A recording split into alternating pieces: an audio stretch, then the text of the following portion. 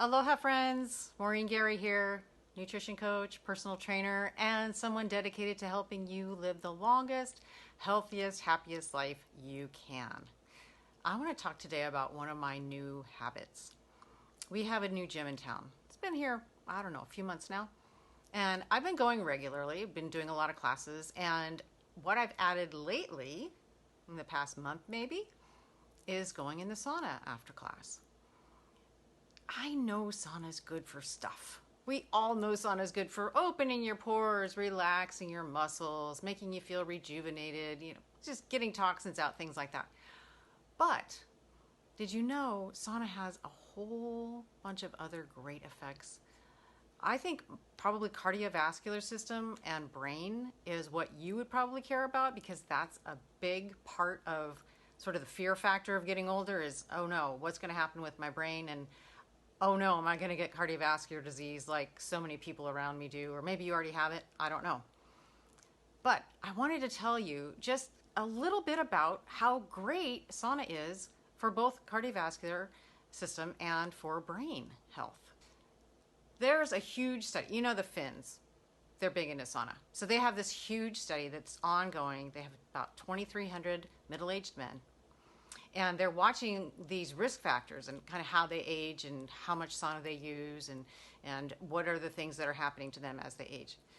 So what they found with these men is that if they will go in the sauna between 2 to 3 times per week, and they stay in about 30 minutes each time, that much going in sauna will drop their risk of cardiovascular events 27%.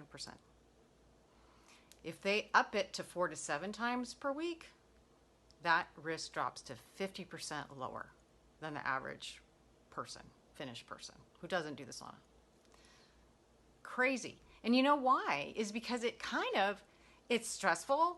It makes your heart beat faster. I mean, your heart can beat kind of like you're doing an aerobic workout. It can go up to even 150 beats per minute if you're really in a hot sauna and it's very stressful. It's kind of simulating an aerobic workout. You're getting higher cardiac output. You're getting adaptations that you would for the stress that's kind of generated when you're going for a run, but you're not really running. They've actually even proposed maybe this is a way for people who can't exercise necessarily to get some cardiovascular benefit. Like if you're in a wheelchair, you're not going to be able to run. You can do a bicycle ergometer with your arms, but it's kind of boring. Most people don't really do that. So it's proposed as a potential way for people who can't really go out for big cardiovascular exercise to get the benefit for their hearts. So heart disease is one thing. Heart disease is huge. I don't know if you realize this. I just throw this stat in here. The World Health Organization says 1/3 of all deaths across the entire world every year are from cardiovascular events. That is huge. And it's number 1 in the United States. We know that. So anything you can do to drop your risk of cardiovascular disease and having any kind of an event is really helpful. And sauna is one of those things you can do. Now, the bigger part for me, the thing that I'm more concerned with, because as you know, if you've been with me for a while, my mom passed from Alzheimer's. Her mom did. Who knows how many beyond them, in my ancestry have had problems with Alzheimer's and dementia. So I'm very tuned in to what I can do to keep my brain healthy. Fortunately, sauna is one of those things.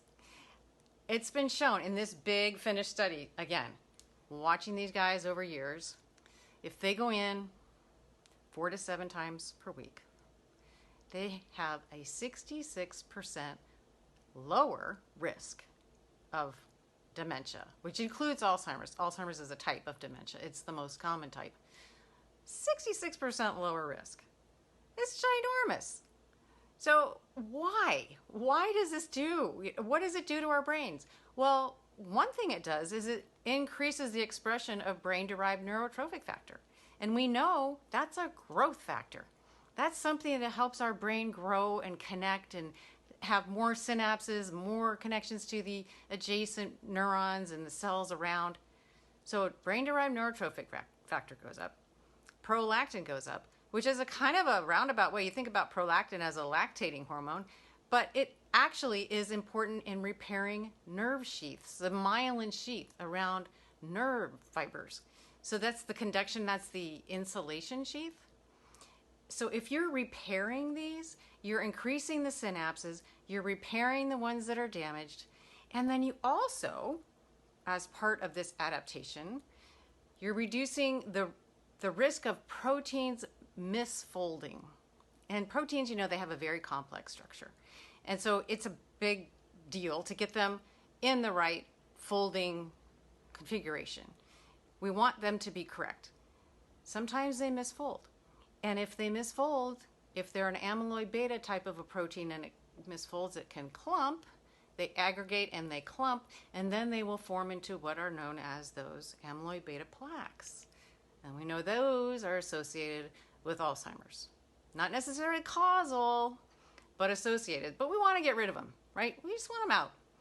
So fortunately, if we have these heat shock proteins that are generated by being in this heat, being shocked by the heat, and our body says, got to respond, these heat shock proteins help to keep the amyloid beta particles from clumping. And then it allows that nighttime lymphatic system that comes in every night and flushes our brains out. Kind of funny. It does flush your brain, sort of like a hose, cleaning the brain.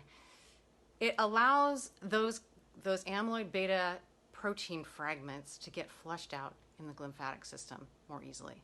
So you're getting a cleaner brain. You're getting more connections, you're getting repair of the neurons, the insulation system of the neurons, and you're clearing out junk that might be in your brain that you don't want there. How many sessions do you have to have? How long are they?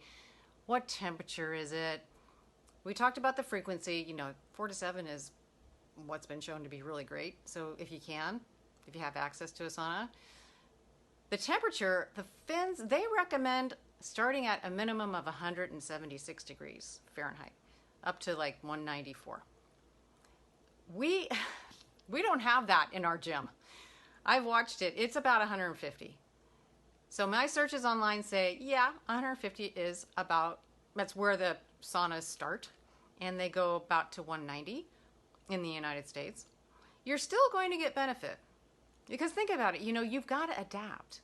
You can't just go into the most extreme situation and expect your body to be able to handle it. You got to go in something that's a little bit lower in temperature and then work your way up as you become heat adapted and then more tolerant to these really high temperatures. So you can go in 150. The Finns recommend 176 minimum. Anyway, you want to go between 10 and 30 minutes. And sometimes the Finns, they'll go in and out a few times, but you can just go one session, 10 to 30 minutes, say average 20 minutes. And then you try to get in there, 4 to 7 times per week if you can. That's going to be the dosage that you want to aim for. Now, if you don't have access to one that's like at a gym or someplace like that, you can buy them for your house.